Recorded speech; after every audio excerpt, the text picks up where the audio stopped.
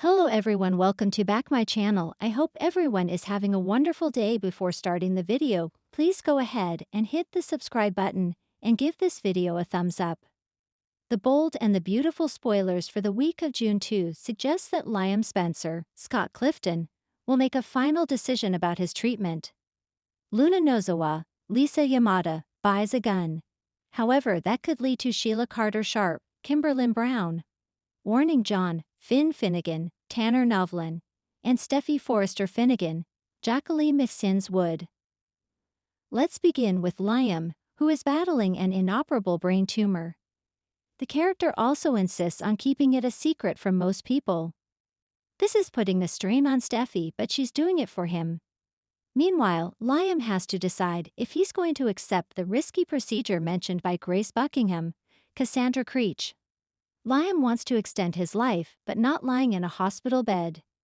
This procedure comes with great possible side effects, including organ failure and nerve damage. Hope Logan, Annika Noel, has accepted Carter Walton's, Lawrence St. Victor, marriage proposal.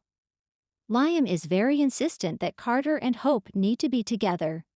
It's not clear if Hope truly wants to marry Carter or if she just accepted because of Liam. Fans will find out eventually, though. In the meantime, Steffi will support Hope's happiness, which only makes Ridge Forrester, Thorsten Kaye, and Brooke Logan, Catherine Kelly Lang, even more suspicious. Plus, Brooke wants to throw a party for Co-PE, but will it really go smoothly? The bold and the beautiful spoilers reveal that Luna will decide to get rid of Steffi for good. Luna thinks that Steffi is the reason she can't have a relationship with her bio dad, John, Finn Finnegan, Tanner Novlin. At first, Luna suggests this to Sheila, who freaks out. Despite Sheila's past, she really seems to have changed for the better. Luna clearly ignores Sheila's warnings and goes out to get a gun. Meanwhile, could Sheila try to warn Steffi and Finn about her granddaughter's killer intentions? During the week of June 2, fans might also see Brooke continue to pursue a destiny with Ridge. Even though Ridge clearly loves Brooke very much, he has decided to be a man of his word and stay with Taylor Hayes, Rebecca Budig. Ridge might even want to hurry to seal the deal, so expect another engagement soon enough. As the first rays of June's sun filter through the Forrester mansion's grand windows, the lives of Elias Beautiful and Bold are about to be turned upside down. Secrets crackle like electricity in the air. Decisions made this week will have consequences that could shatter hearts and forge new alliances. Monday, June 2, Liam's decision. Liam Spencer stands at a crossroads. He spent too long torn between duty, desire, and the delicate balance of his family's fragile future. In the quiet of the Spencer office, Liam's eyes flicker over a framed photo of Kelly. Her innocent smile is both his greatest joy and the heaviest weight on his conscience. Steffi's voice still echoes in his mind, her fierce protectiveness of their daughter, her unwavering devotion to Finn. But as much as Liam tries to respect her wishes, he can't ignore the dull ache in his heart. He's been drifting, emotionally and physically. He's watched Hope move on. He's watched Steffi build a life with Finn that he can never quite be a part of. Today, Liam finally makes a choice. He's tired of being caught in the middle, tired of feeling like he's second best in both women's hearts. In a rare moment of clarity, he calls Wyatt. They meet at El Giardino, the muted clatter of lunch rush around them.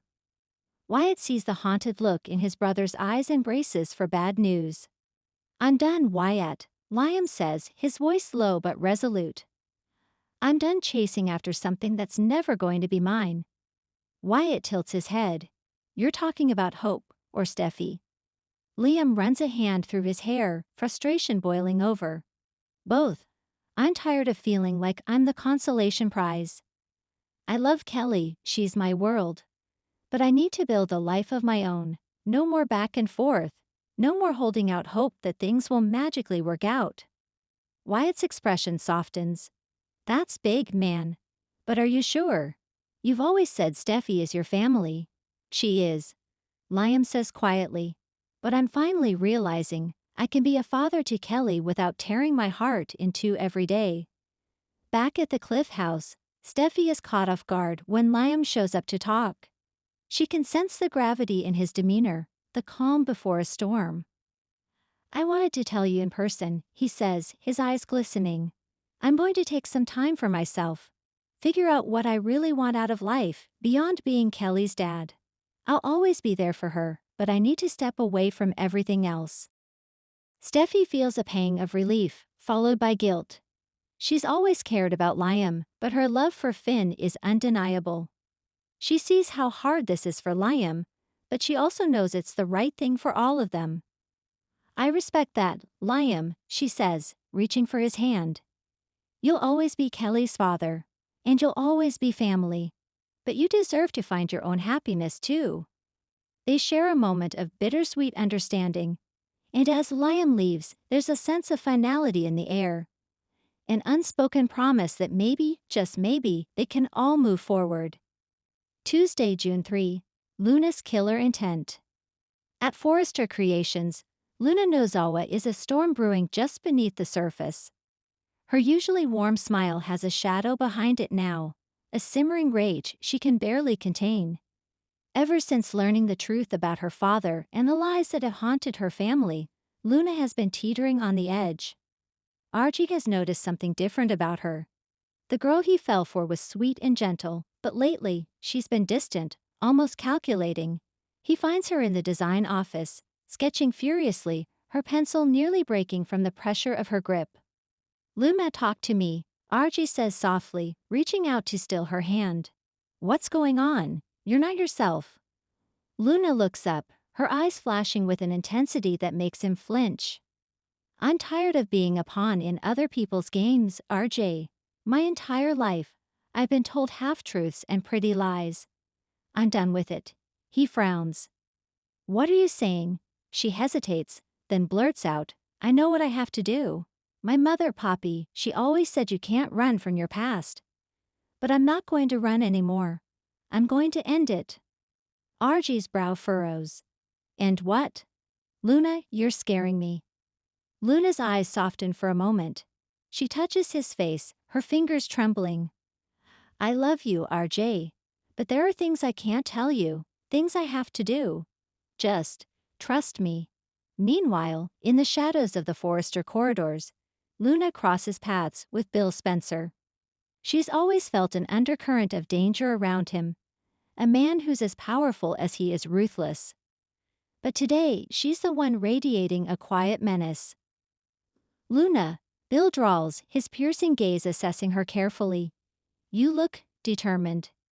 "Yeah, I am," she says simply. "I'm done letting other people decide my fate." Bill raises an eyebrow. "Be careful. There's a fine line between fighting for your future and destroying it." Luna's smile is almost cold.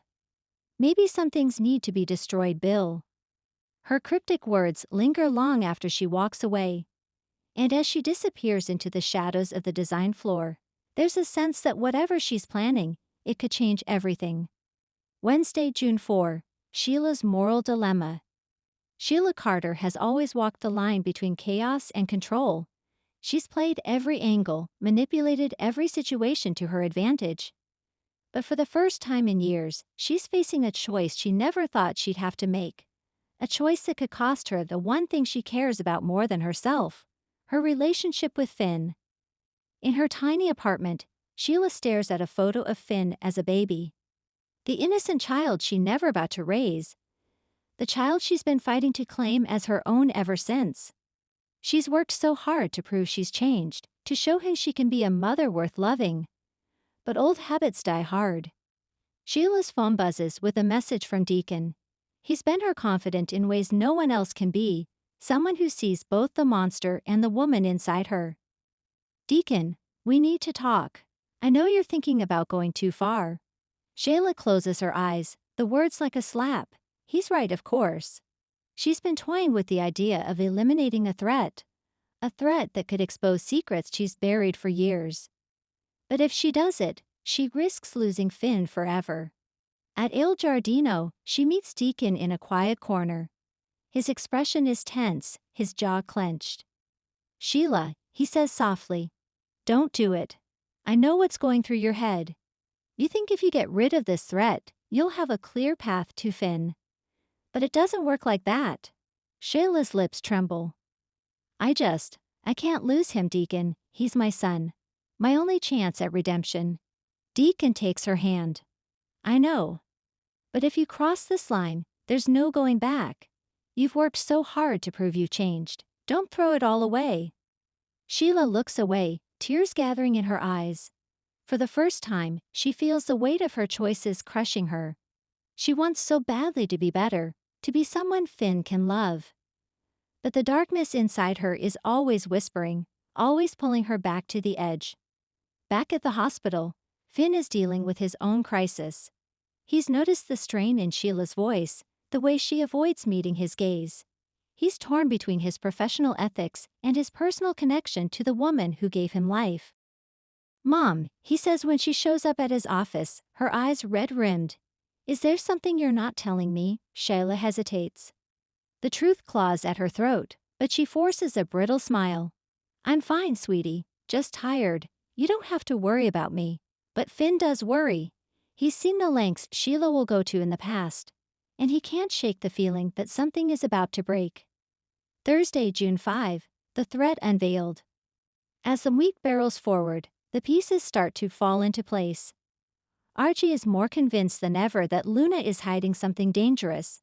He confides in Ridge, who's torn between protecting his son and respecting Luna's privacy. Dad, I love her, Archie says, his voice cracking. But she's not herself. She's talking about ending things. I don't know what she means, but I'm scared. Ridge frowns. I'll talk to her, son, but be careful. Love can make people do desperate things. Meanwhile, Liam's decision to step away sends ripples through the Forrester and Spencer circles.